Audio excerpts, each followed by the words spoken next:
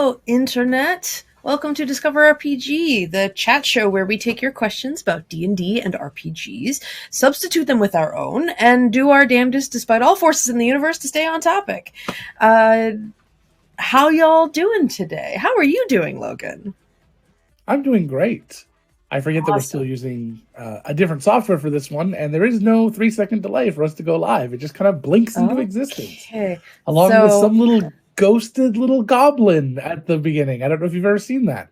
If you go back and watch the VOD, right at the beginning, there's about 2 frames where a little goblin appears. It's an old GIF from some goofy thing. I think the money episode. It is no longer in my system. That's is not beautiful. In our That's thing. So good. It just shows up and says, "Oh, the money goblin! The money goblin! The money goblin!" Yeah. Oh god! I mean, that's just a reminder for everybody that money is always appreciated. Money is always appreciated. Let me see. Maybe he's on this layout and not the others. Maybe that's the problem. Well, anyway, let's see who we have on stream today. I see a Molder. Hi, Mike. I'm glad you're doing wicked good. I hate it. Thank you. I see Avocado Badado. Avocado Badado? Yes, I can say it. Avocado Badado. Commander Root. Hello, Commander Root. Dire Bear GM. Hello, Dire Bear GM. Everybody else is bots. Okay, so hi. Hi, folks. Everybody else is bots. That's going to be like the name of our channel. Oh, well, anyway. Mike is just listing bot. Everyone's bots. Hi, bots. How are you doing today? Today, we are going to be talking about the thing you do between adventures. You go questing, okay, Cryofrost is not a bot.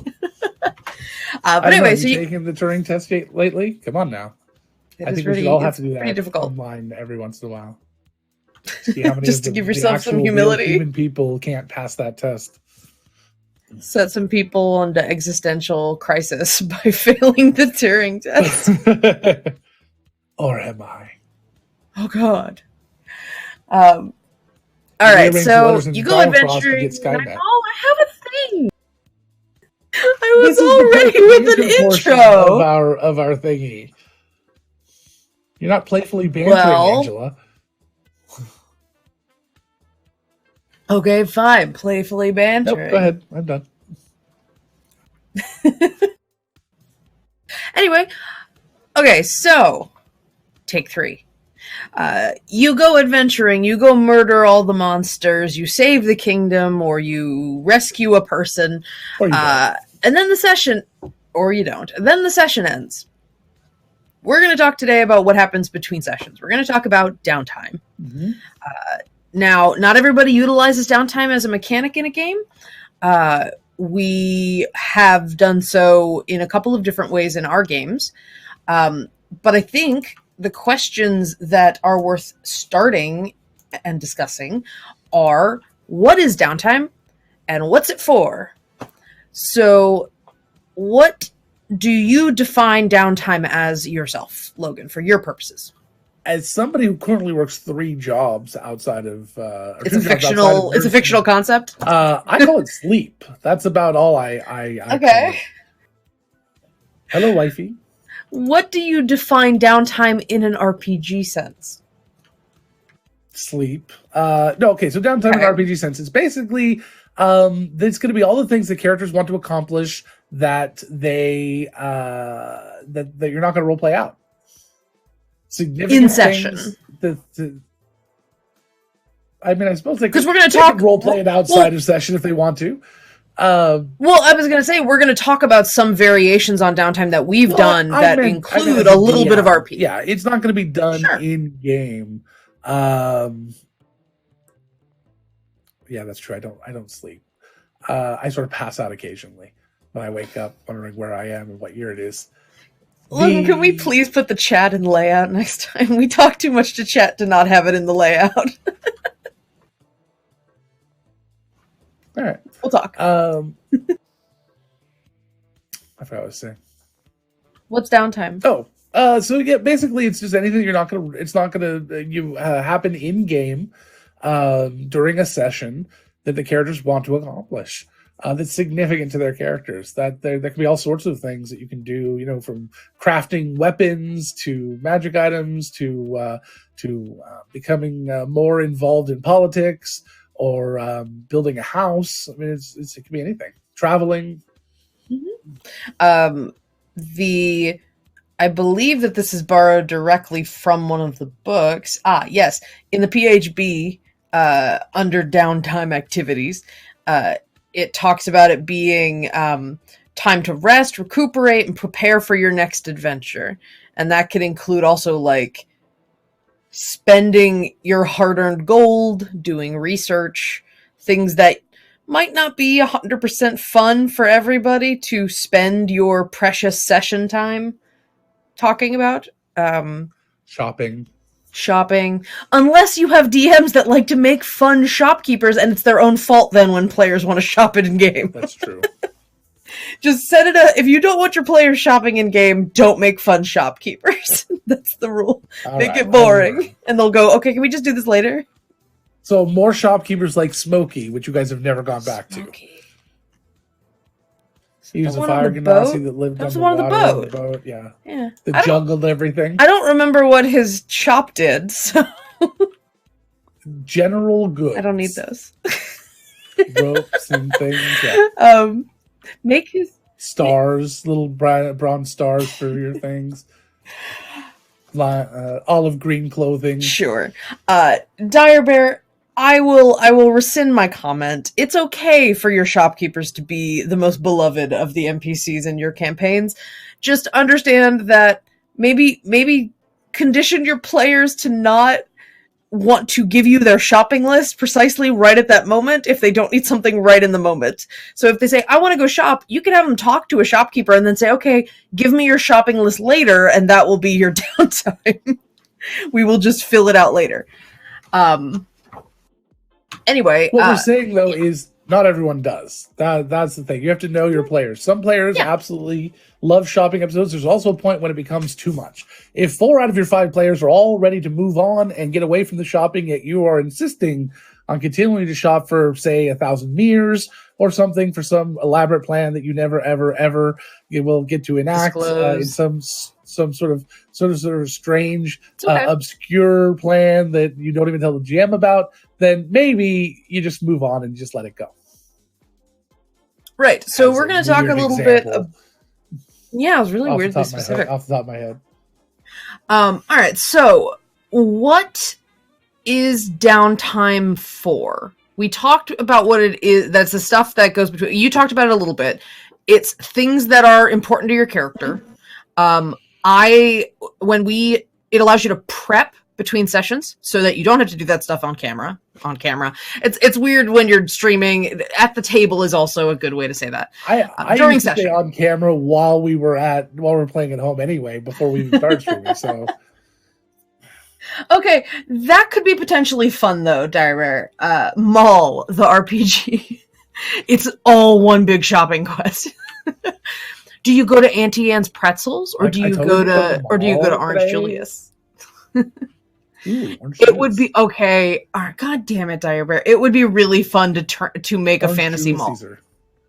To play a game set in a fantasy mall, like the intershop politics and so take over. Angela, we need on our next world building session. We need to sit and create the 1-page RPG, Mall the RPG. I meant like a D&D campaign that takes place in a mall. But I think that we could absolutely do Mall the RPG. Thank you, Dire Bear. See, Dire Bear will just do it for us, and then we don't have to do it. Dire Bear, but no, I think we should. I think Dire Bear, and I'm going to throw Angela.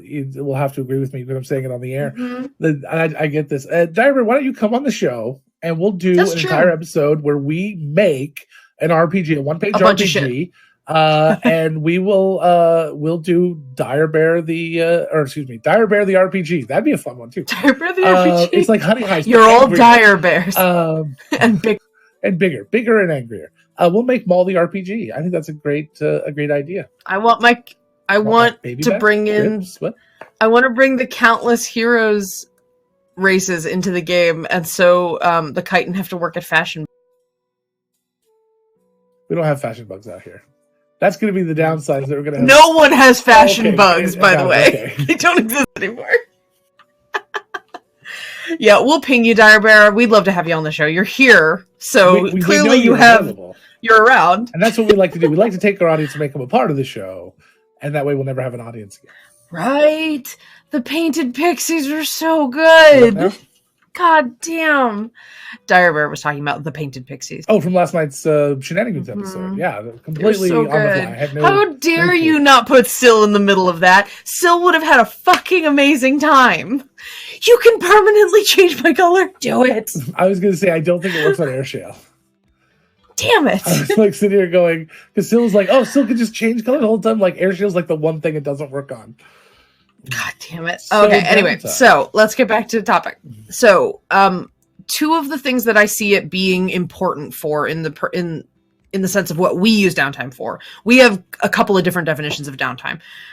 One, to prep for things between sessions so that you have the things you need before you start the next session so you can get right into the action. Sort of cutting all the boring, like, prep, manufacturing, enchanting stuff if you don't find that interesting. Also, I think it allows players to have more interpersonal one-on-one moments without monopolizing the entire party's time. Because sometimes those one-on-one moments are really powerful and really interesting. Sometimes you have people that really want to hash everything out in character, and nobody's going to get to play for 2 or 3 hours because those two people want to talk to each other. The pleeples? The people want to talk to each other. And inter-party relationships is going to vary from player to player, the amount that they want to explore and be involved in that. So it's a good opportunity to allow people the opportunity, give them the tools to be able to do it outside of the game. We ran a game in Tolus that we call Tolus, really original. That it actually had a name, and I don't remember what it was. We would play the Beacon Open City. RPG. I'm looking at the poster right now. The Beacon City. Tolus, the Beacon City. That we would play which I think was actually the name of the thing. So yeah, it's probably we took the subtitle too. I bet. That we would play open RP sessions, so that we would have we have the campaign for 2, 3, 4 hours, probably more than that. And then after that, it was a West Marches style campaign, but it was all set in one city, similar to Gallows Heroes. And anybody who wanted to come and just join the session and just RP, I would be available to maybe play an NPC occasionally, but more I was just kind of listening, relaxing, and doing other things.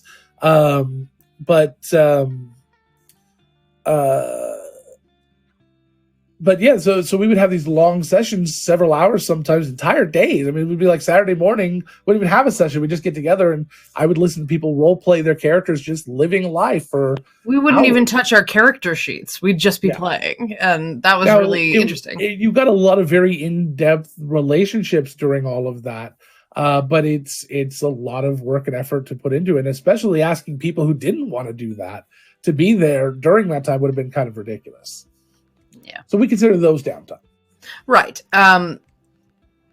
So some of the we've bounced a little bit back and forth between listing the types of things you can do for downtime. But I have a pretty comprehensive list of some of the things you could do with a downtime. This is specifically going to be D&D, but I have some things to talk about later that are other RPG systems dealing with downtime. So things that you could do with downtime. This is all sort of official listing stuff, and I'm sure there's more. You could, things that included for downtime: crafting, practicing your profession, recovering or recuperating from an injury or an illness, researching information, training to improve your skills. That's a good one. The Adventurers League actually gives several options for downtime for the Adventurers League. Spell casting services, so like earning money through your adventurer skills. copying spells, trading magic items with people. I don't know what catching up means. Might mean geographically catching up or learning what was going on in a system. Or in a session. I don't know. But that's just from the Adventures League. And then also Xanathar's Guide, which we will talk about today, also talks about brewing potions and scribing scrolls as options for things that you could do in your downtime. Okay. But that also includes running a business, building a home base, building a hall. What would you call it? A stronghold. Building a stronghold. Mm-hmm. Yes. Oh, Dire Bear. Catching up, if I recall, is spending downtime days to gain a level. Oh, so you don't achieve something, but you level instead. That is something that we will... Running a chicken farm. Yes, that's a good example. That's a business. Or doing some sort of hobby. Things like that. You can do so much on your downtime. Honestly, half that stuff you could do in session too, but not everybody's going to want to all do the same thing. So you might not find yourself having the entire, for lack of a better example, in Tolis, interior designing the new stronghold for the group. Not everybody might want to do that in game. So if somebody's very passionate about doing something, you can maybe engage them out of game and have them contribute to the party in some way off camera. Yeah, absolutely. On camera, off camera is just going to be how I default now because we're on cameras. Now, downtime can be structured. It can also be a little more freeform. We talked about the idea of these sort of improv sessions that aren't specifically game mechanic sessions. They're just role play. We had in our Tolis game, we had people that maybe 2 or 3 people would want to go hang out, and maybe Logan's not available, or they're up at like 3 a.m. and they all just want to role play. Sometimes we ended up with little pieces of prose from those interactions, and those became canon. We posted them, the other players could read them, Logan could read them to catch up on what they were talking about, and that style of downtime allowed the players to, scratch the itch of wanting to role play 24 hours a day, while still making it productive. They were able to deepen their relationships with each other as characters by, somebody helps someone bake, and during the baking, somebody starts talking about, their family life or their past, and that person learns something about that character through that. So yeah, you end up with potentially a lot of writing to read through if it's canonical. But it's a way to engage your players if that is something that they find tremendously engaging. But no, I think fiction is definitely one interesting way to engage your players and keep them enthusiastic and active, especially when you have big swaths of time between sessions. If you have, once a month you play, or once every 2 weeks you play, people might want to do more. And so building opportunities for them to be able to engage with their characters and role play, or just deepen their interpersonal relationships, can be very good for the impact your later sessions then have, because they've done all this legwork. They've done all this work foundationally for you, and that can be really interesting. I find that really interesting. Yeah. Another way that you didn't mention, you did kind of, but this idea of doing downtime separate from the table for the role playing, if people are up at 3 a.m. or whatever. As a DM, I would often do text-based role playing sessions with people and NPCs. Just makes it another way to kind of interact with them outside of the game, off camera, and to kind of strengthen that bond between them and the NPC. Mm-hmm. So that worked out really well. It's also a medium if you have like a chat room or private Discord or something. It makes for a very easy back and forth as you have the time. So you may not need to respond. You may not be able to respond for an hour, but that's okay. It doesn't matter if it's just kind of sitting there waiting for you. Yeah, and there is something especially, okay, so I will say this, especially for games, and I've seen this a lot, where when you're in a group, you might not feel as comfortable having really emotional conversations or very deep conversations one-on-one at the table. Doing that privately and then sharing later can get you into some really interesting places as a character. I think, because sometimes they're like, well, okay, this is a bad example. I wouldn't necessarily say this is for everybody, but the idea of like panning to the fireplace after someone's had a very sweet moment, maybe there's more to hash out in that relationship. And that might not be something that you want to, like I said, monopolize the table's time with. Like, yeah, they spend the night talking and learning and getting to know each other. That is great. And if you have good role players or people that are willing to just sort of jump in logic like that, that's fine. You can just say, yes, they are immediately closer. But going back and doing something privately and DMing privately allows you to actually say, all right, these are the things that your character now knows about my character. So now we know what we know. And that can help a little bit with role playing, having that information in the back of your head. I see that. I see that monitor moving.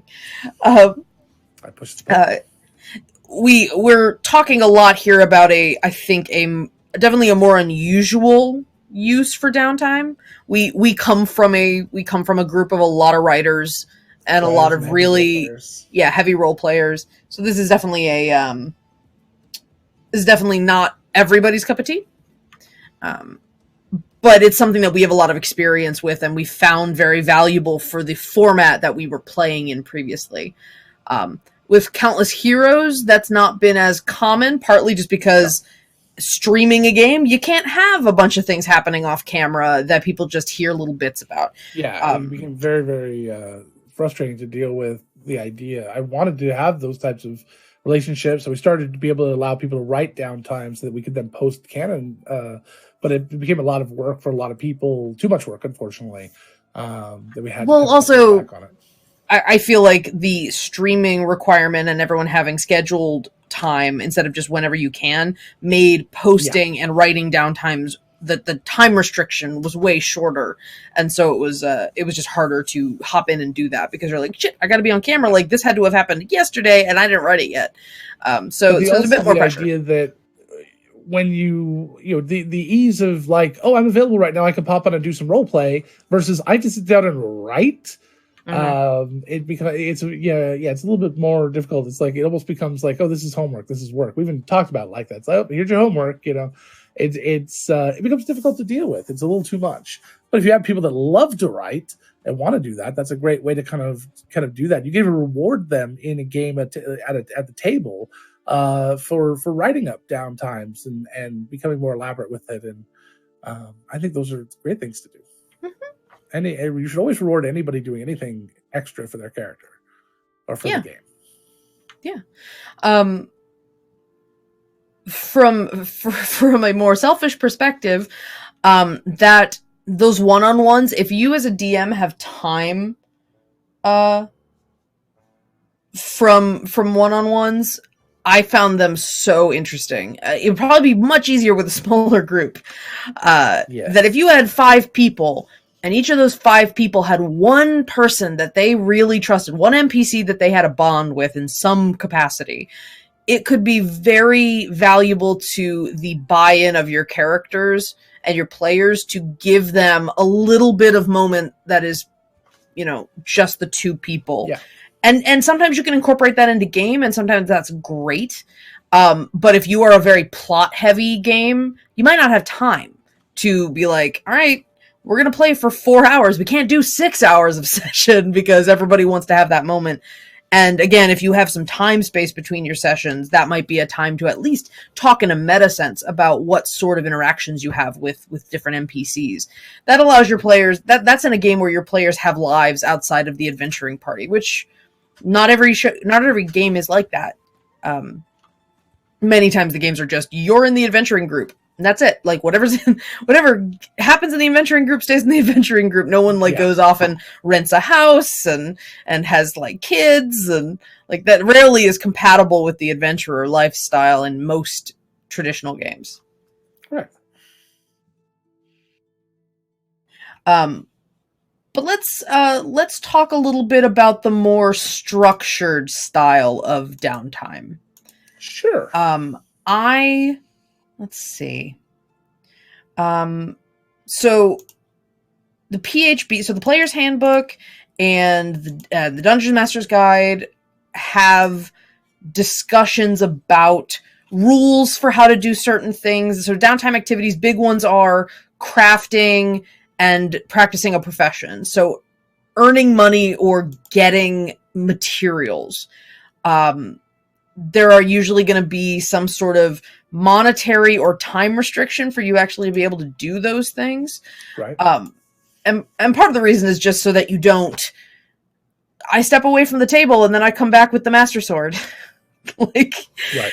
You've got to, and this is something that I had made as a note, that I was looking around for other people's opinions on Downtime, and Angry GM actually had an interesting point. Like, he's got a bit of a complicated relationship with Downtime, which I'm sure he has a complicated relationship with lots of things.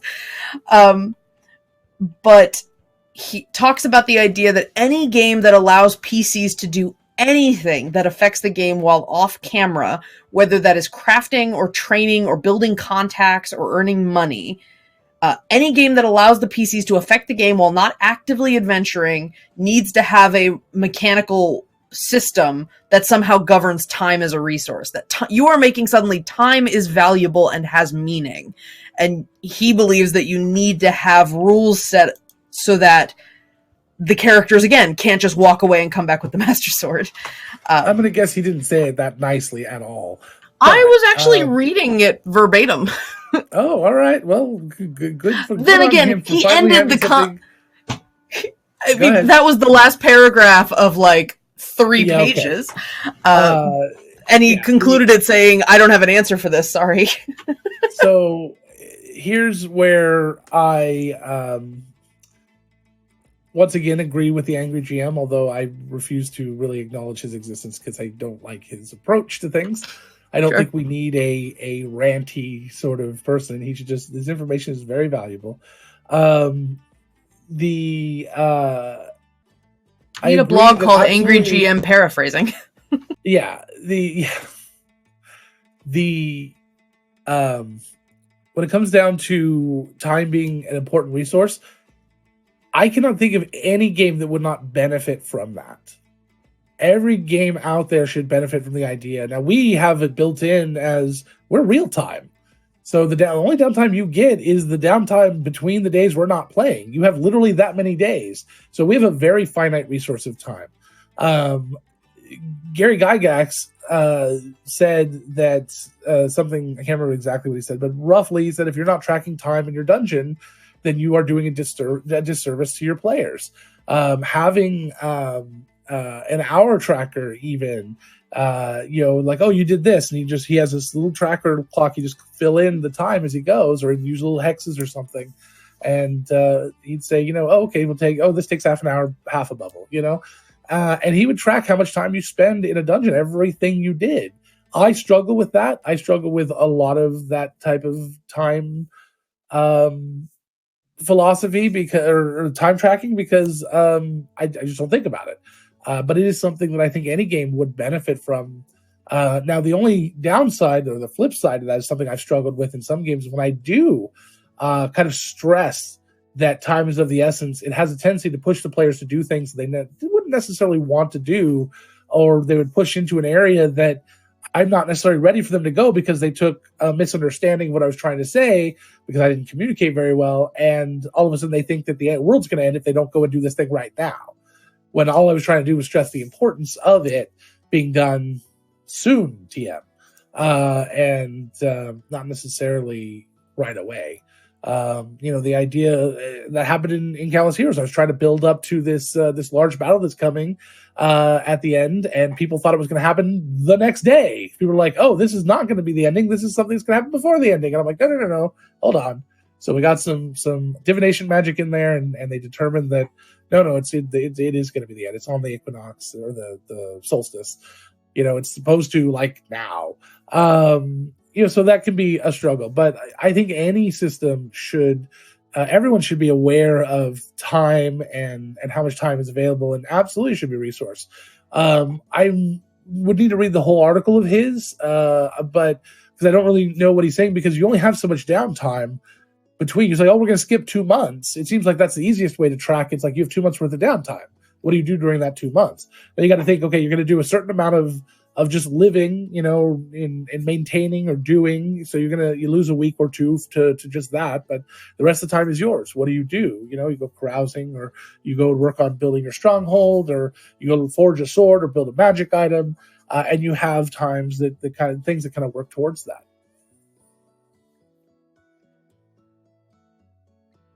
Yeah, I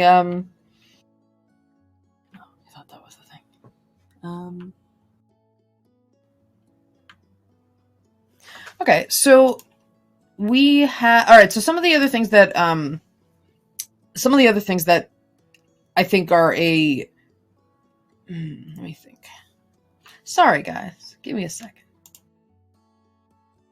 What are you reading? I was just trying to think of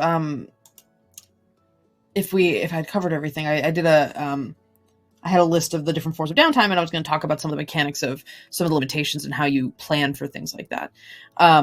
Okay. So, building strongholds will have that time and monetary limitation. You're probably going to end up, again, unless you skip a ton of time, you're going to end up having to have them be doing that over the course of many, many sessions. It might be a overarching plan for your characters to do that. Yeah, sure. But so like, here's a monkey wrench I had a player throw at me one time. Okay. So he wanted to build a stronghold or a keep or a building or something, and I used at the time in 3.5 what was like a book of stronghold building. I don't remember what it was called, strongholds and stroganoffs or something, and he came to me and said, okay, so I said, here's the rules, here's the structures you need, the amount of raw materials you need, the cost of those, the cost of labor, and the time it's going to take. And he said, okay, well, are all the raw materials available? I said, well, the basics, the stone, the wood, the mortar, all of that's here. It's these specialty materials you need that you'll have to wait on for the detailed work. But for the structure itself, yes, everything is here. So he said, okay, so I want to hire 4 crews. I want to pay 4 times the labor and have it done 3 times as fast. He figured there'd be some overlap and some people needing breaks and things. But he basically wanted people working 24 hours a day to build his keep. And I didn't have a really good reason not to allow him to do that. I said, well, I tried to throw out there, well, the city won't let you do it. He goes, well, I've got a favor in somebody in the city. I'll use that and I'll bribe them, or I'll make a donation or something. And I said, okay, well, that seems reasonable. They would definitely let you do that. You're outside of the city limits and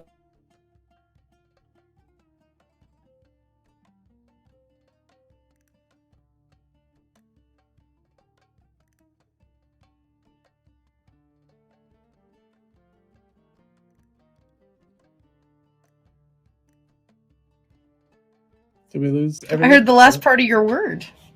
I think we're back. Are we back? Can you hear me? You're back on my view. Let's see. That's a great face of mine.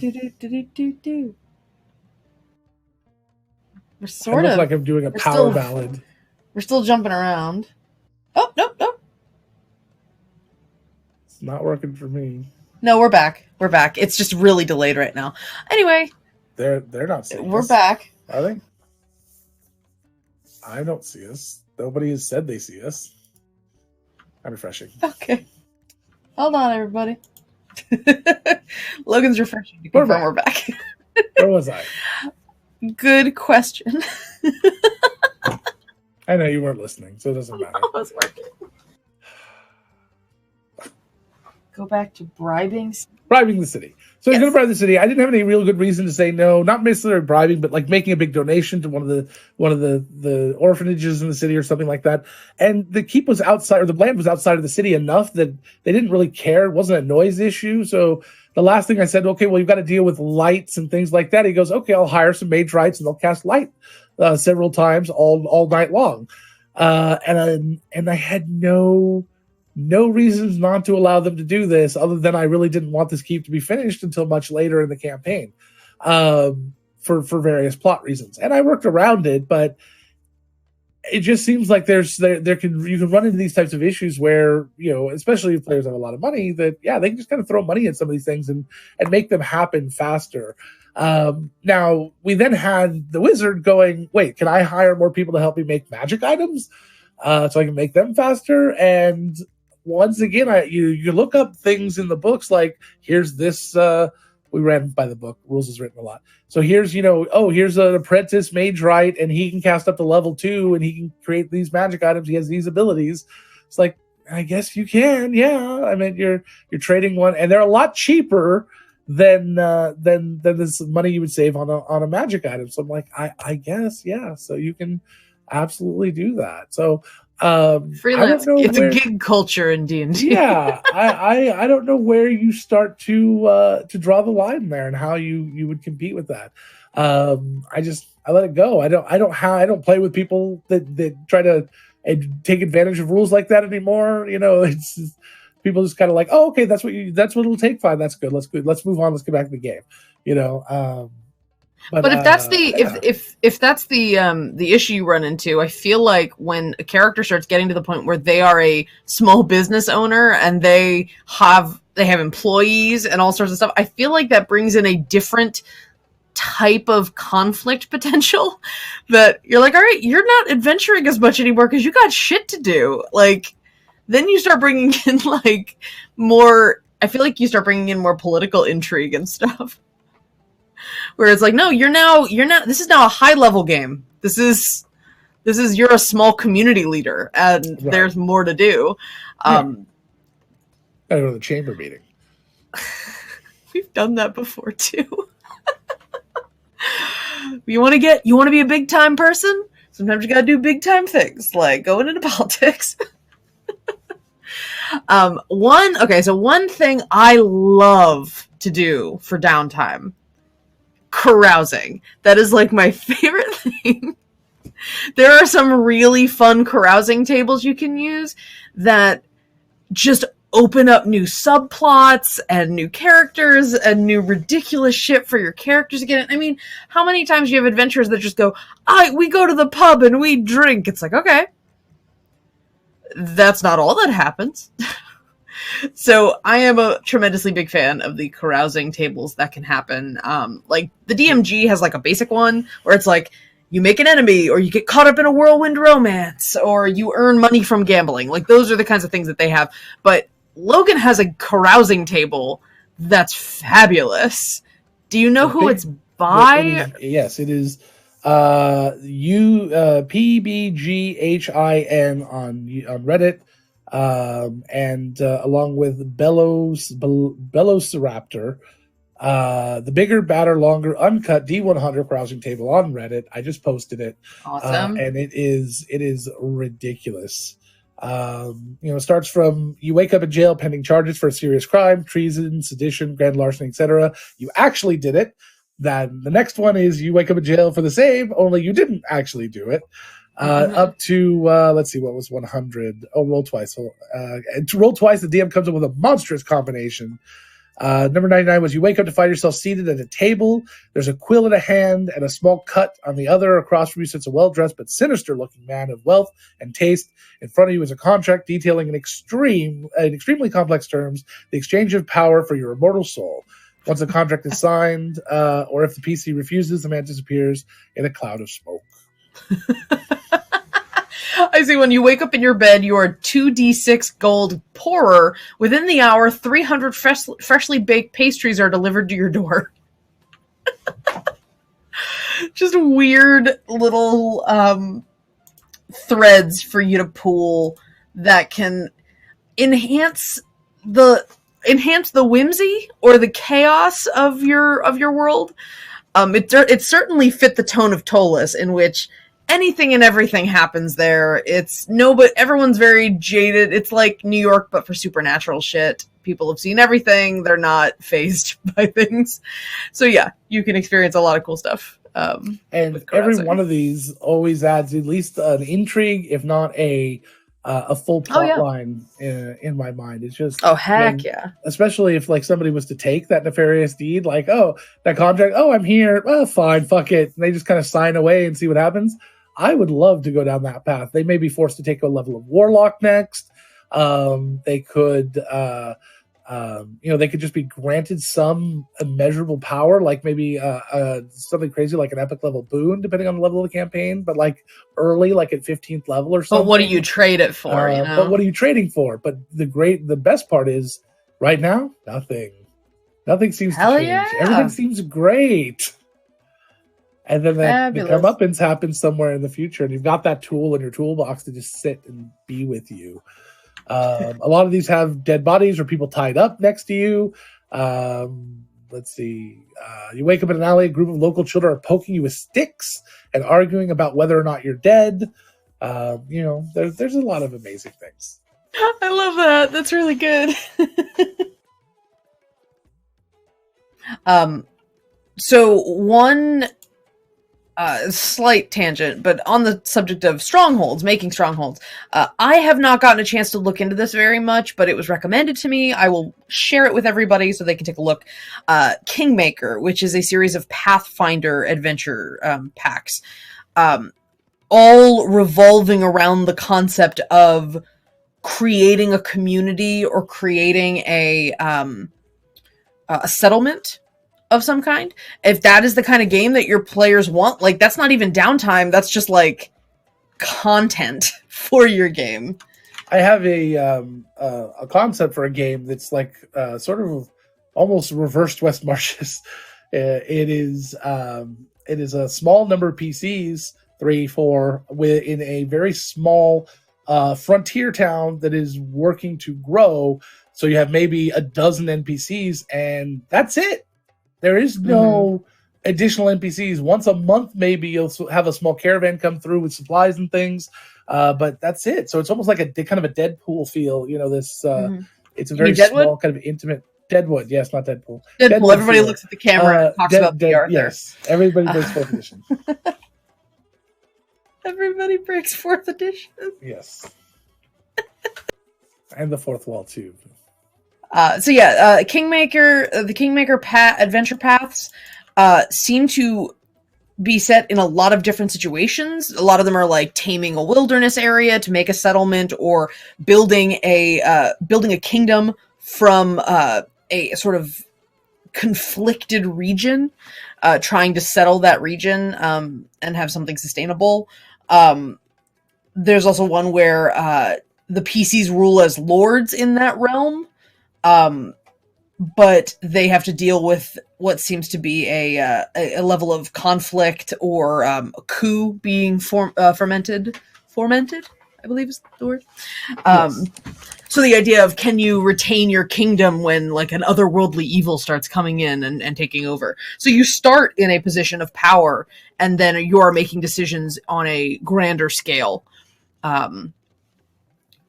That makes me think a little bit about, I was looking at a resource, and I need to read more about different games. I found a blog that was five different RPG systems that use downtime mechanics. So it's not just D&D utilizing downtime mechanics. And I've been meaning to check them out. One of them is Burning Wheel. Let me link to this. Let's see. They have an extremely detailed set of downtime rules. A lot of having to do with, like, there's tables. There's lots of tables. Let's see. Yeah, like they're getting to the point where it's like, if I want to improve my artisan skill, if I want to improve my artisan skills, I have to train for a year and then how complicated or how powerful do you want that improvement to be? It says, all right, how many hours a day do you have to practice for a year to improve that skill? And there's a whole table that shows you how to do that. Yeah. So it's very crunchy, but crunchy's not always bad if you like structure and things like that. Spreadsheets and calculations. There are lots of people that like that. Thank you, Jamie Buckley, for following. Heck yeah, thank you. Another one is Song of Ice and Fire. It makes a lot of sense that Song of Ice and Fire would have a lot of political leaning downtime. Things about making political and diplomatic decisions. The idea of, you are role-playing, but then how many wheels are moving in the Song of Ice and Fire world where you have houses making alliances or needing to quell some sort of excuse me, I have to sneeze.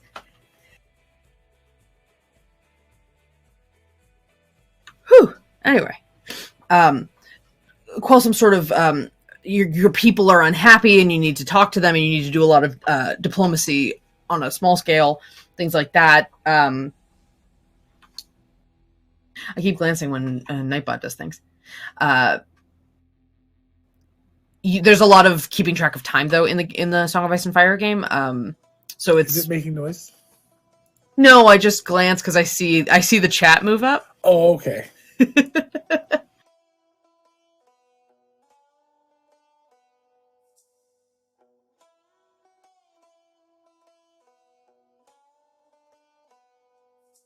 Sorry, I'm speed reading because I didn't get a chance to read this. Anyway, so there's a couple of games in here that I would definitely recommend checking out, and I'm going to continue looking at them. Song of Ice and Fire, Delta Green is a cosmic horror and government conspiracy game. So there's a lot of things about looking at things that your agents are doing as they're investigating, things like checking on cold cases, or they got heat for doing something and they have to work out how to de-escalate that situation. Torchbearer looks to be like a Viking mythology kind of game with some town, like different phases in the game that are like it incorporates downtime into those phases. Blades in the Dark is one that I've heard a lot about. I don't know if you've heard of that one at all, Logan. I feel very ill-equipped today. Aren't you the one that talks about that one? Isn't it the one with the knife philosophy? I just talk about knife structure. I thought it came from that game though. Did it not? It might. It might have. I'd have to look. Blades I really have to do some more research. I need to get my degree in RPG systems. Anyway, so there's a bunch of other. Somebody was talking about Blades in the Dark. It's Victorian London and Gothic fiction based. I'm trying to remember who that was that used Blades in the Dark. I don't know. We'll figure that out. All right. So rolling back a little bit to D&D, since I can talk much more at length about it. Xanathar's Guide. When Xanathar's Guide came out, it had a section called Downtime Revisited.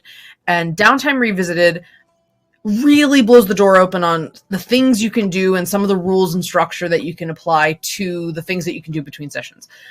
There are entire sections about creating rivals for your characters. You can talk about, how did they come about actually earning a rival and then actually building that rival. So there's a lot of cool resources there for how to do that. Rivals can be a fun little way to complicate your players' lives outside of just there are monsters in front of you. Fight the monsters. Right. Yeah, exactly. Let's see. A big thing to keep in mind is the idea that downtime activities improve your players' lives, but they should also incorporate complications occasionally. There should be it should add a little bit of depth to your character's existence because they're doing something that, understandably, you're doing it off camera because it's. How's it going, Dire Bear? Bye, Dire Bear. Understandably, characters are doing things in downtime because they don't feel like doing them or it's just not feasible to do them in session. But there's no reason that it can't have effects on the game as a whole. Right. if you want to build in complication, but you're not sure they're going to like latch on to it. Like you build an NPC and you're like, this person's designed to be a rival of them, and you insert them in, and then they decide, I want to date that person. It's fine. That's fine. But if you were trying to create a rival for a plot line you were doing, it might make more sense to incorporate it in Downtime, because then you can just tell them, this was my intention with this. How, not, do you want this person to be a rival? Why is this person a rival? Go. Right. Yeah, exactly. Yeah, there's the Xanathars thing, revisiting Downtime, there are just some really great, useful tables in here. Magic item purchasing, more carousing, because why not? So, to the point where the complications, there's tables for carousing at different social levels, like lower class, middle class, and upper class complications for carousing. The idea that, no, think about your social standing. You goofing off and going out drinking and hanging out with people, depending on who you are, that can have different ripple effects in your world.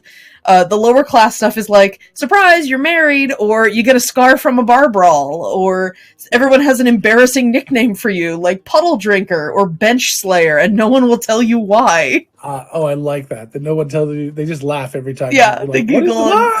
What happened? Tell me. Middle class carousing complications. You make a drunken toast that scandalizes the locals. You spent an additional 100 gold trying to impress some people. Oh my god. You make a social gaffe that makes you talk of the town, or you swore to complete some quest on behalf of a temple or a guild.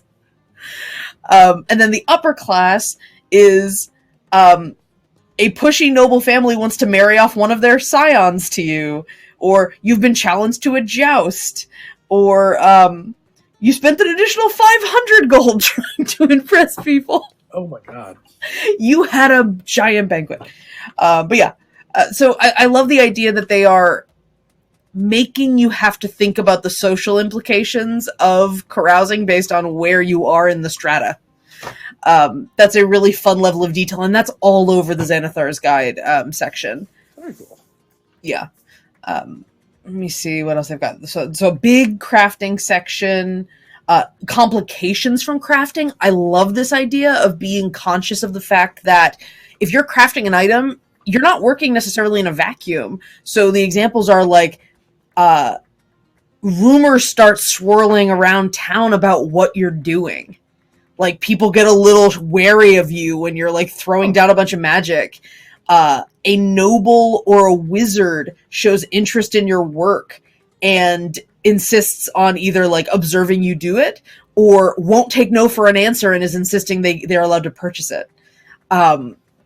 So creating in a low magic world, especially, that's a very cool idea. See, that's something that I thought about wanting to do, is create a semi-low magic world for so people like that can benefit. People who create magic items could benefit from that a little bit more than in our world, where we have magic, shops that could create those things for you. The problem I struggle with is it seems like there's only ever 1 or 2 players at most that want to do that, and the rest are all, no, I want high magic worlds because we want a lot of magic items, we want cool stuff, and it's I run into a difficulty a lot of times, and I don't know. That's something I might do in the future at some point. Try to figure out how to get people engaged in a low magic setting. Yeah. No, that's fair. They have healing potion creation. I do enjoy the crime section. So just, do you want to be a criminal? So there's, again, as with anything, but especially with crime, there would be complications to committing crimes. Somebody who knows, I like this one. Someone who knows of your crime has been arrested on an unrelated matter. Right. So they're in the custody of the police, and they know what you did, but what they did has nothing to do with what they know about you, but that could potentially be a problem for you. Your victim asks one of your adventuring companions to solve the crime. I also very much enjoy that. There's a bunch of stuff about gambling, so if you want to do gambling, you can go back and check out some of the resources that we've shared before about tavern games. You go back to our tavern episode. That would certainly be a way of playing around. Pit fighting is a really popular one. People wanting to fight for cash and coin. Complications for fighting is like you either make a friend or an enemy because of how one of the fights went. I like this one. A crime boss approaches you and offers to pay you to intentionally lose a few matches. What do you do with that? There's also, relaxation. That's a good example of maybe incorporating a little bit of that RP interaction between a few characters. It's like, you guys go on a vacation. What do you do? I was just looking up some lists online. Another good one, reunion, reconnecting with people in your backstory. Oh, yeah, I like that one a lot. So, like, travel to go see your parents or something like that. That's a neat one. I never. Yeah, one of the other. Let's see, Delta Green, the cosmic horror and government conspiracy game, talked about one of the things for downtime was returning to your social obligations between missions, understanding that you have social relationships that have nothing to do with your adventuring or your secret work, but that you have to maintain those relationships in order to like not lose friends and family. So that being an element of your downtime is very useful. I think that's a good idea. You've talked a lot about a house rule that I really want to try to find and incorporate. This might be a great way to do that as well. Yep. The I know a guy rule. Absolutely. So you could use your downtime to make a new contact, which would give you an I know a guy point, and then you could then take that at any time later. And in the moment when you're like, oh, I know a guy, you can then describe your downtime at that point and be like, I did this thing and for this guy, and he owes me a favor now, and then you can go and get that, use that contact in the moment. That's a really good idea. No, I like that. We did this in Tolis, bonds. Bonds and assets, and there was a third one, I think. RP. What? RP. XP, yeah. Bonds and assets were a big one that if you build your downtime, have them create a little vignette of what did you do on your downtime to flavor the mechanic of you have a bond that you can access later or you have an asset you can access later. I think that's a very interesting way to do that. Let's see. Okay, another one is religious services. Mm-hmm. Go to a temple, you either attend or provide services to a temple. So for clerics or people of religious persuasion. And they're talking here about the idea of having favors, earning favors from the temple for participating or helping or being a part of it. That plays into the bonds and assets idea that, if anybody is not familiar with the bonds and assets concept, I don't for the life of me remember where it came from, except that I was first exposed to the idea through the Adventure Zone, that bonds represent a personal relationship that you have built with another person that can be tapped in to the game later when you need assistance on a personal level.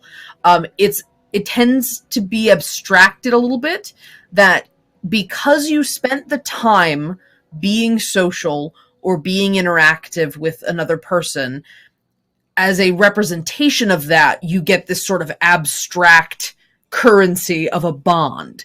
And that bond can later be used, doesn't have to be for that exact person. It's just, I have made social interaction, I have made social connections, and therefore I have a social connection that I can spend. Assets, similarly, we abstracted a little bit, that you spent time doing something or you spent time with a group, and because of whatever interaction you had, you earned a resource that you can then access later. The abstraction of the asset could be spent later for a different item. You're just like, I collected resources, so this is one of the things I collected. So it could be a magic item, it could be gold, it could be, information could be an asset. And so this idea of abstracting a little bit, which gives your players a little bit more wiggle room when they need something in the moment. If that thing they happen to spend time on was not the exact thing they need to solve this current situation, it feels a little bit like disincentivizing them from engaging in that downtime in the future. Yeah, well, but also you always play it off as the the quest chain. It's like, well, yeah, I need this thing for this guy, but he needs the thing that I actually did during my downtime. Sure. So you can kind of yeah, the social Rube Goldberg. I love that. They've done that in a lot of sitcoms. That idea of the comedy of errors, that you have to get one thing for the next guy, the next guy, the next guy, and then somebody screws it up in the middle of it, of course. Yeah, that's how shenanigans started. Somebody messed up in the chain, and then we all ended up here. Another big one for downtime is research. People want to know information, and you don't necessarily want to spend your adventuring time. Your session time is the actual actionable things you go do, or you can hand wave and say I researched for a while. But for something that might be leading up to a very big conflict or leading up to a very difficult obstacle, it might make sense to let your more, and it doesn't really matter if they're more research minded or not, but you have someone who thinks information is power in this situation, and I need to go figure out some little trick or some little piece of information that's going to give us an edge during the situation, or at least give us bearings on what's happening. Because you could introduce a conflict or a monster or just some sort of complication that the party has no idea where to even start. And by saying, I spend time researching, you can say, all right, you have earned this bit of foundational information. Now you kind of know where to start, or now you know what to avoid, that kind of stuff. Absolutely, yeah. Mm-hmm. Yeah, so in the Xanathars, they talk about research complications. Some of these are actually kind of fun, that they're not necessarily directly related to the information. So the one complication is that the greatest risk in researching is uncovering false information. So that can be a little... I've never found that easy to do, because sometimes players will latch on to false information. And it's hard because you're the arbiter of knowledge. You're the storyteller. So by giving them information, they have a tendency to want to believe you. So I think it's harder to give false information and let them run with it, because it can be frustrating and perhaps a little it can be not disincentivizing. It can be it can be frustrating and demoralizing. That was the word I was looking for. Right. But some of the research complications, you accidentally damage a rare book. You offend a sage who demands an extravagant gift, which could involve earning a rival because of that. You refuse to give them an extravagant gift for the information they gave you. If you had known that book was cursed, you never would have opened it. Your actions cause you to be banned from a library until you make reparations. Nice. Or you uncover useful lore, but only by promising to complete a dangerous task in return. That idea that you just proposed, Logan, of this person needs something from this person who needs something from this person. Like, you can broaden the scope of a simple task by saying, people want things. You can't just pay people off all the time. And you're an adventurer. You can get shit done. They're gonna tap you to do stuff to get what you want.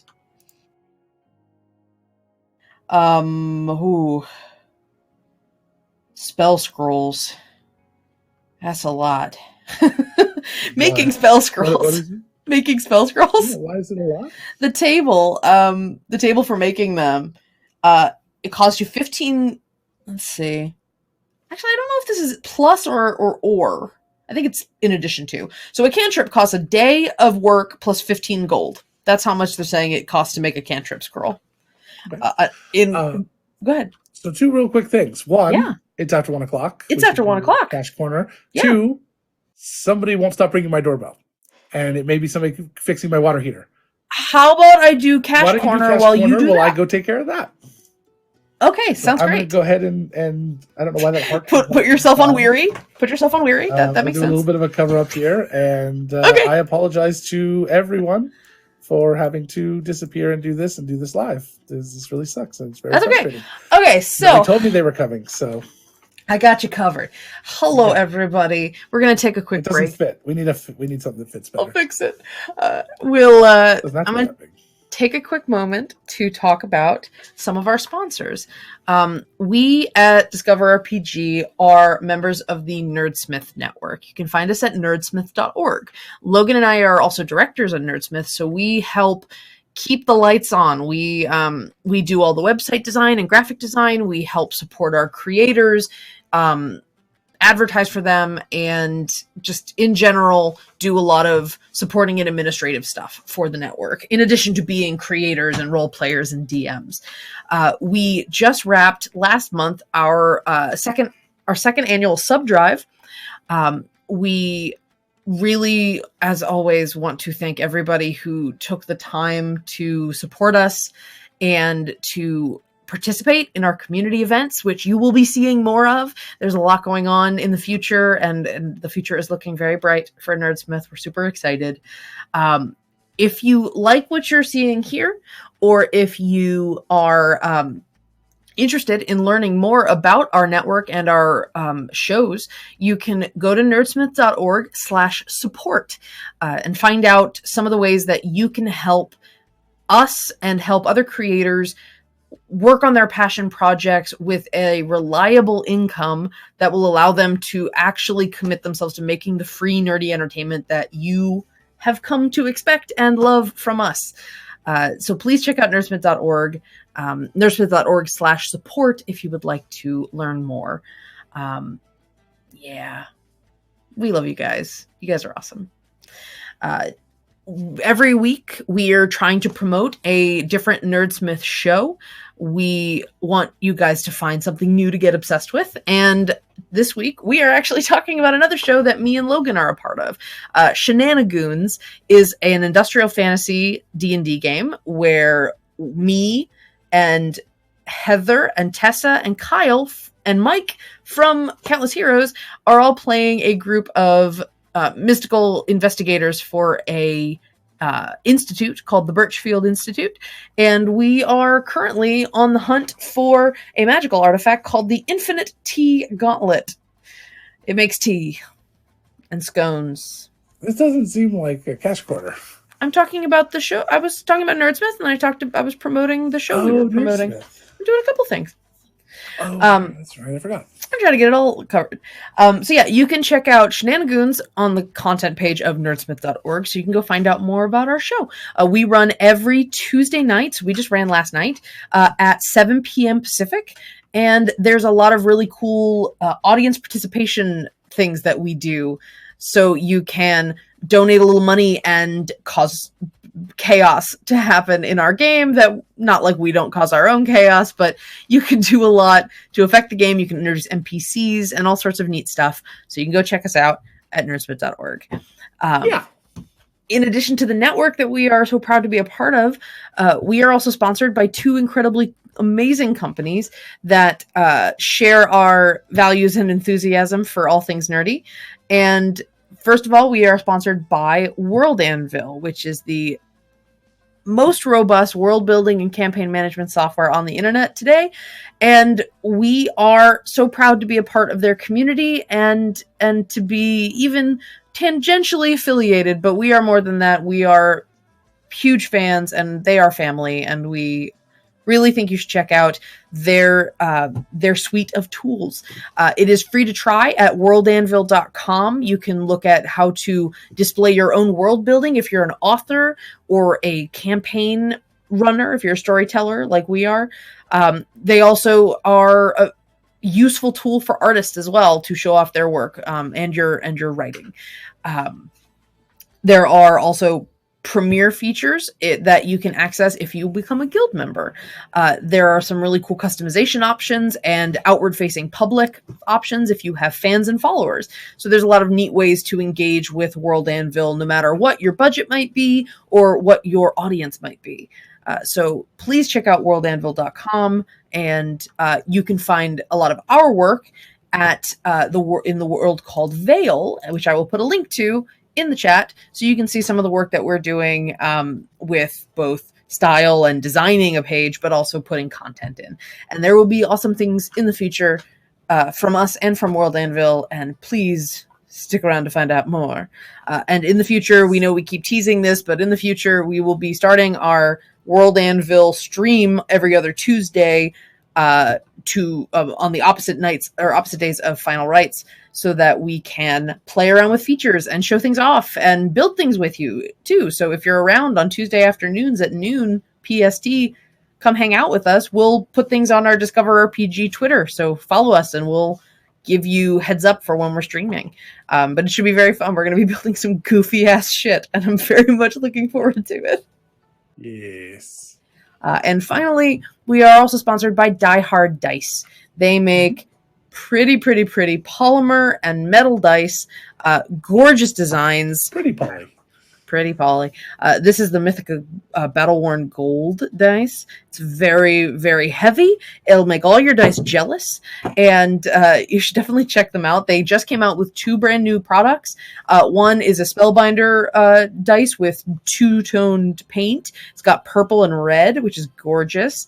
And also the Scroll of Rolling, which is a leather-bound scroll that can hold all of your dice on one end. You can unroll it and then roll your dice on it like a tray. And it is very cool, very compact, beautifully created. My husband, Andy, is very jealous. As a leather worker, he wishes he could make those. He's like, wow, that's really pretty.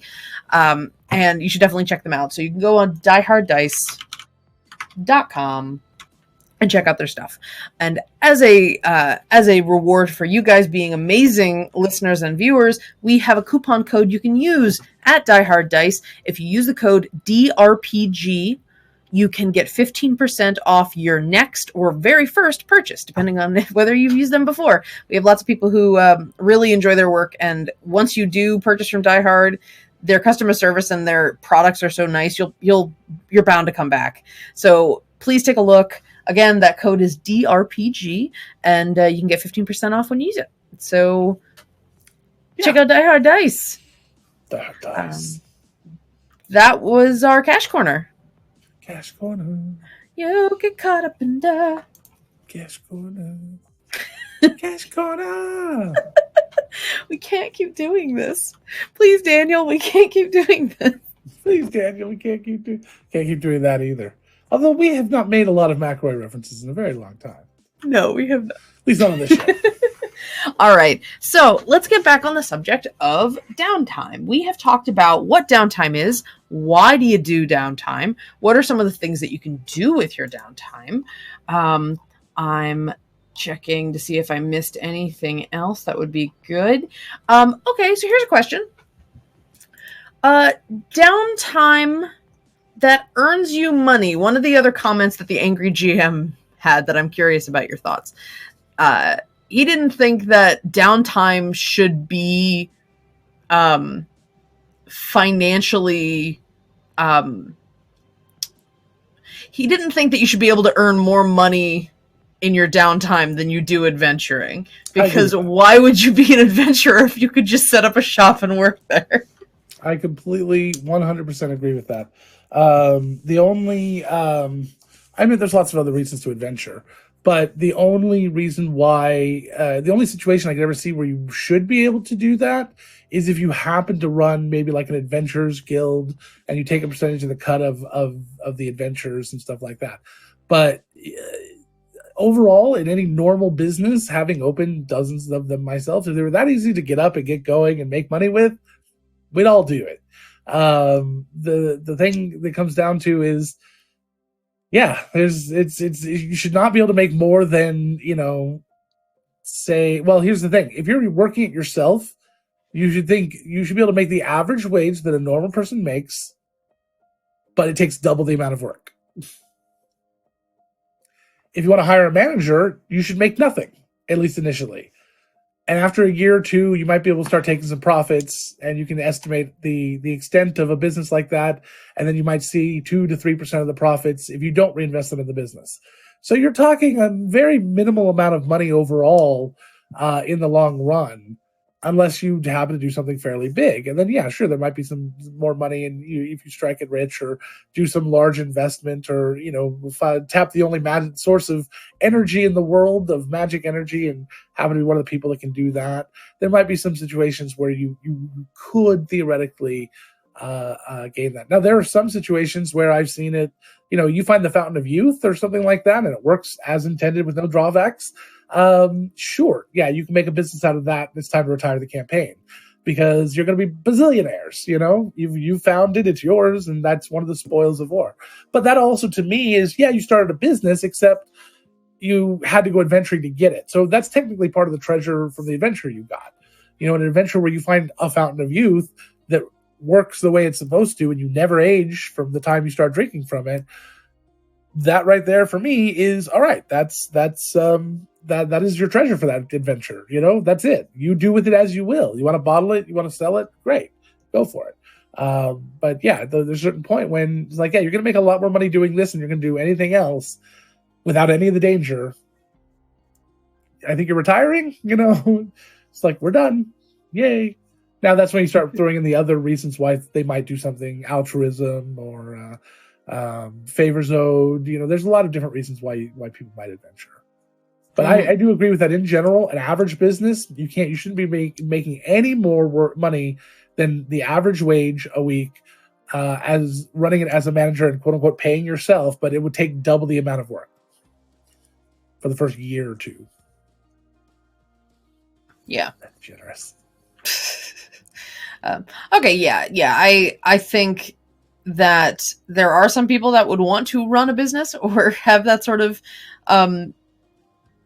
you said so yourself that money doesn't have to be the only reason you want to adventure. As long as there is a reason, as long as you have not negated the impetus for adventuring, you can probably get away with almost anything. Yeah. I just found another option for downtime that I hadn't thought about. Sowing rumors. Yeah, I had that on my list. Yeah, you want to change public perception of an individual or an organization or an event that happened, or change your common name in the in some sort of fighting arena that you no longer wish to have, and you wish the chants and cheers to no longer be the Batitudes. It was awesome. That was a great name. I love that name. But if you want to change it, if you might have to spend some time doesn't want to do that, spending some time building up, changing the perception of your group to what its chosen name is, might be that'd be a great use of downtime. I love this. Character must spend 1 gold per day to cover the cost of drinks, social appearances, and the like. The things you do to try to get people to believe the thing you're telling them. Yeah, absolutely. I love this. Shifting a community's general attitude towards a person or organization does not affect everyone in the community. Individuals might hold their own opinions, particularly if they have personal experience dealing with the subject of the rumors. But you're just shifting general opinions, or you're increasing the likelihood that somebody you interact with is going to have that opinion now or have that rumor in their head. I very much enjoy that. Let me see. So let's see. One of the things that the DMG has are how to think about downtime activities when you're making your own. So it's basically a guide to what you need to consider when deciding what is a valid downtime. I think there's some really good guidelines here. An activity, we talked about this, an activity should never negate the need or desire for the characters to go on adventures. So the downtime shouldn't be something that completely upends the game. It can't end the game. Activities that have a monetary cost associated with them provide opportunities for player characters to spend their hard-won treasure. So, yeah, you accumulate all the gold, you hoard it, and you never spend it on anything. Downtime's a good way to start being like, well, no, someone convinces a player that they need to start investing. So you invest in something. Yeah, absolutely. Downtime can be such a powerful way of giving your characters more depth. in that way. Give them a life outside of just fighting creatures or stopping cultists. There's so much you can do by thinking about your character's values and what their vision of their future is can help a lot in deciding what their downtime is going to end up looking like. Some of the other points are activities that reveal new adventure hooks or previously unknown facts about your campaign can help you foreshadow future events and conflict. We had talked about the idea of using rivals to create complication in a game. A rival or information that you accrue from research, it counts as downtime, but it can still reinforce your main campaign hook. Finding ways of giving them information that they wouldn't normally have gotten. Say you have a group and they're in the middle of a side quest where they're out in a cave somewhere, but the main hook of your story is, all right, there's some sort of political intrigue going on back home. They're done by the end of the session. They're done with the cave and they're back in town, but they didn't have any time to actually do the thing you want them to know for the future. So allowing them to have some downtime between this cave adventure and coming back to the city, that, all right, I did some research before we went to next session, so that they're armed with information to help move the plot along. Yeah.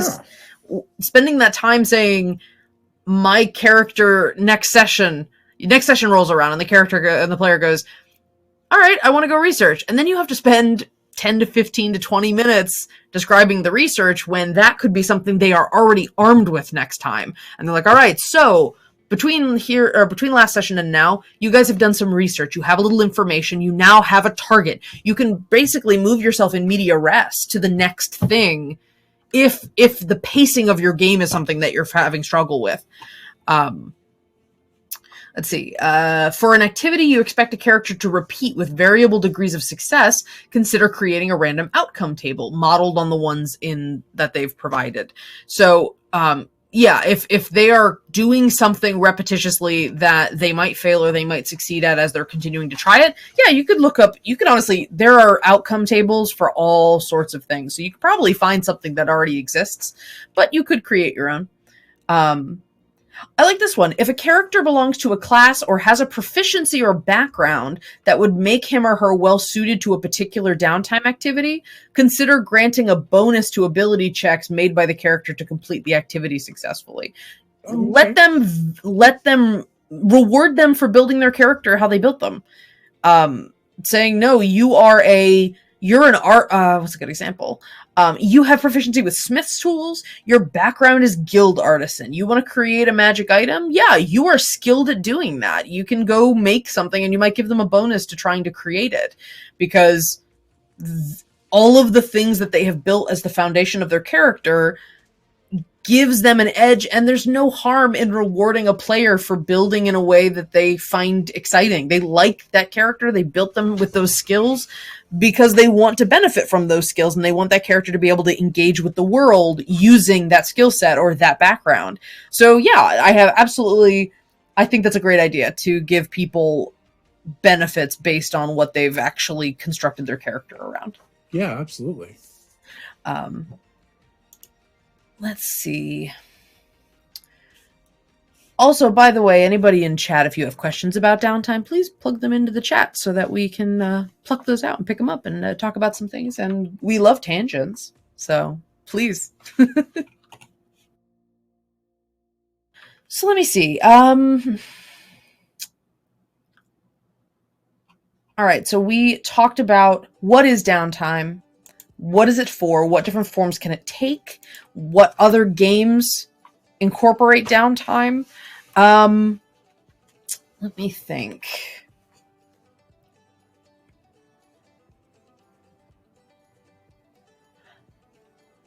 I am not sure if it is productive to talk about why you wouldn't want to do downtime. How do you avoid having to do downtime? What do you mean? I guess what I'm just saying is that sometimes it just depends on the type of game you're running. If anybody actually wants to even do that. if you're doing dungeon crawl, like sort of just kind of, we're riding the rails along this plot line, you don't need to do downtime. It's not really going to enhance a lot. But there may be people that want to do things. Like one of the big things I'm really working on doing in my games right now, I try to make every interaction very important. So that means in the downtime, if we did downtime, I'd want to make sure those interactions were important too, and they would actually affect the game in some significant way, such as the I know a guys or whatever. You're building a keep. Everything and anything the players do, I really want to have at least a minor impact on the game in some way, and I think that's important with downtime too. If you're not going to do that, if you're not going to have that make an impact or make an effect or something, then it's maybe best just to leave downtime out or make it very simple. Sure. Say that you've got three choices. You can have a new contact, you can have a bunch of money, or you can have, whatever the third option is. And you can just describe and flavor however you get these things any way you want. But just basically the idea is just kind of breeze past it. If your players want downtime, though, I don't think you should dismiss that. And just remove it either. As with all things, communication, and that session 0, very important. That session 0 guide is getting longer and longer, but there's no limitation that says you have to. If you don't describe it at the beginning, you can't do it. Talk to your players if it's something that you want to incorporate and see if that helps anything. If it improves your players' engagement with the game, give it a try. All right, well. I think it would be worthwhile doing a bit of a dive review in what we've talked about today. Okay. So in our experience, downtime serves two big purposes in the way that we run it. Downtime is the means in which your players can achieve or prepare for sessions between the events of you sitting at the table with them. Yes. It is a way of hand waving things that might be a little tedious for you and the players to role play out. So shopping or creating things or buying. Travel is a good one. Or any minor activities that the tedium of things you have to do in real life. It's important, but it's not fun to role play. I gotta go pay my taxes. That would be downtime information. The other really valuable reason to do downtime, if I'm going to make a game where you have to pay taxes in game, and it's a very interesting campaign, and people are really excited about it. That's my new goal. Do it. I like it. Other very important reason that downtime is very valuable for people is if you are in a game where it is very heavy role play focused, or people there are maybe you're split a little bit. You have people who are really interested in role play and people that are not as interested in role play. That ideally would have been something that you guys work out before you start the game. But if you discover that you have players that are more interested in honing in on whether it's interactions between the PCs or interactions between the DM's characters and the PCs, then using downtime as an alternate avenue for role play might be a good way to do it. Whether that is a narrative that somebody writes after the fact, like, this is how this story went, this is how this interaction went. My character went on a date with this NPC, and this is how their date went. There can be, you can maybe hand the reins off a little bit to your players if you trust them about this is kind of what this character is. This is how they feel about your character. This is how the date would have gone in their opinion. Here, go write it based on these little bullet points I've given you. Yeah. Or if you're more involved or you have more time, it could always be useful to do a little bit of on the side RP, whether that's text chat or in-person role play with your player so that they get the conversation, they get the tone of what you're talking about. And I'm always a big proponent of defining that there are two ways of role-playing. You can role-play in character, or you could have a more meta role-play, where you just talk about the story. It's like the difference between being in first person and being in third person. You zoom out a little bit and you talk together about how you think that interaction went, instead of role-playing every single beat. Because sometimes you might want to you might want there to be more story architecture there than just, let's see what we improv. It just depends. Yeah. But interpersonal role play between you and the players or between the players can help deepen relationships. It can help you discover things about your character you didn't know. Having those little quiet... there is a moment in Shenanigans, in the podcast of Shenanigans, that we do a lot of sort of plot-based, we goof around, we get through stuff. We have a lot of backstory for our characters, but there's not, because it's the 5 of us, there's not a lot of time to have those quiet moments with each other. And one of the things we experimented with, which I love, and I really hope we can try to find a way to capture a little bit in the game, in the stream game, is we had fireside chats between a couple of the characters, where after the game got recorded, I got together with Kyle, or I got together with Tessa, and we RP'd by ourselves. Logan wasn't there, just by ourselves, what a little moment between the 2 characters was, and we sort of chatted about our backstories, or hinted at things, or built an emotional rapport between the 2 characters that I really do fervently believe has carried on to the rest of the campaign. That we've built a dynamic between those characters. And I would love to do one with Val. I would love to do one with Arthur at some point, and let everybody else mix and match too, so that so we discover how our characters interact interpersonally. Because when you're in a big group, you don't always get that opportunity to figure out what you all feel about each other. But yeah, like with Merrick and Adelaide, they had this interesting awareness that, like, Adelaide sort of knows that Merrick's not 100% on the level with the kind of person he is, but she sort of gets not wanting people to know too much about you. So there's this weird rapport that they have now that is knowing something about the other, and sort of respecting that boundary, which would not have come up if we were all in a group. That's not an interaction that would have happened if all 5 of us had been at the fire together. Yeah. So I really think that letting players have those one-on-ones or smaller, 2-on-2, like small groups, really helps you dive deeper into your character if that is something that you want to experience in your game. So I highly recommend trying out RP downtimes just to see what happens. See if that's something that enhances your game, or enhances your players' buy-in to the game. So yes. So the more structured type of downtime would be, you want to achieve something. You want to sow a rumor to change general opinions about things. You want to make something. You want to get something. You want to just say, I want a friend.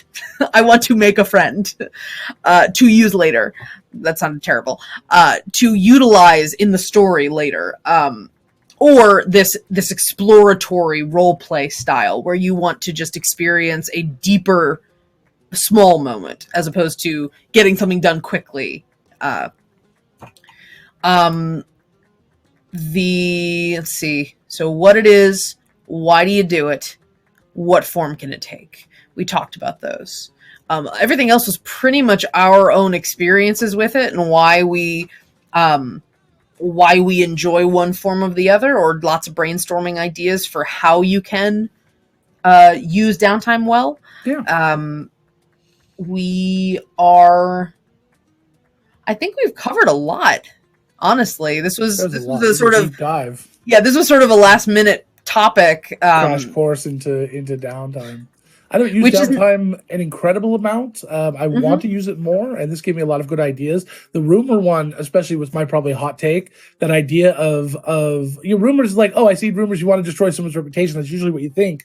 I never thought about it using to affect something of yours to make a better change something about in a positive way.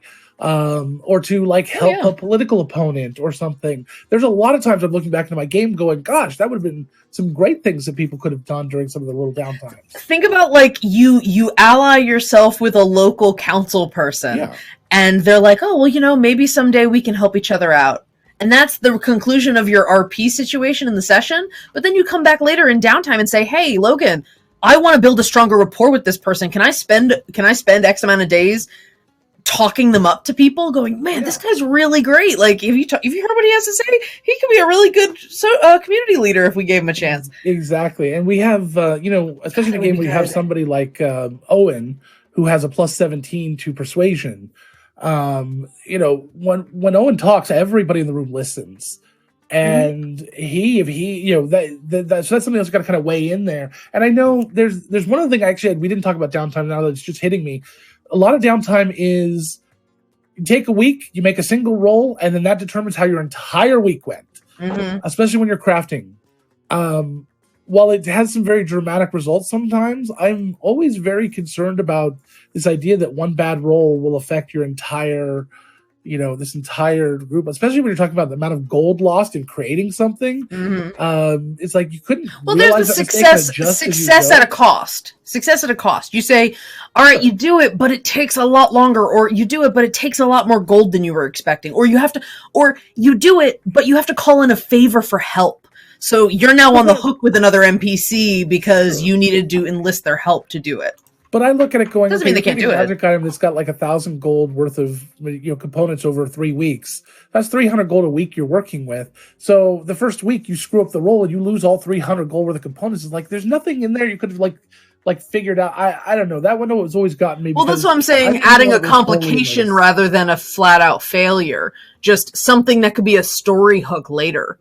Yeah, that makes sense. The big one for me was the idea of now being on the hook with another character. You owe someone a favor because they helped you with something, or you asked them for more money, or you had to ask them quick, like, hey, I know this is your last bit of stock on this item, but can I have more of it? Because I totally fucked up when I was trying to do some stuff. And it doesn't really hold you out in time, but yeah, your social capital is what you then have to pay more of. That's a good. So you get some options about how you could pay that. If you don't want to have the I like that. I hate that we do these reviews and then we come up with other stuff. I have a question for you. Can you help me come up with some examples of utilizing a character's highest stat to build their reputation in the community that they exist? Like the idea of using downtime to ingratiate. An episode of Reputation coming up? We do. Okay, well, I'll pin it. Let me write it down. I'm going to pin it. Oh, we need to do challenges again. Damn it. There you go. You just made one. So maybe that's next week. So we're going to be talking about Reputation. Reputation actually was spawned off the idea, I think, of honor or some of these... Fame and infamy. But we could talk about Reputation in a lot of different ways. And I think that is an excellent topic for next week. So how to use downtime to build a hero's reputation in the community, utilizing their best skill. Yeah. But using reputation and downtime being involved in is a one tool in a way to build your reputation. And I think there's going to be, I've done this to players a lot. As a matter of fact, I've locked them into this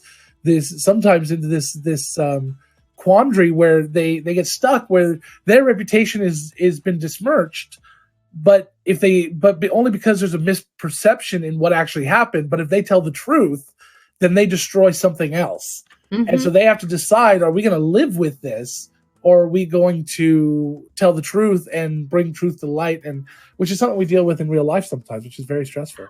So I'm going to write this down, but it just occurred to me that an interesting mechanic in the game could be like a rapport, not a score, not like a number, but a superlative almost that each of the heroes earns in the community. If you're dealing with a small community that people know your names, like you get to a certain level and you are known, you each get a superlative or an adjective that is what your reputation is in the community. You can qualitatively or quantitatively use it to give advantage or disadvantage, or just have people interacting differently with different characters. There's a system that uses something like that. Is it Fate?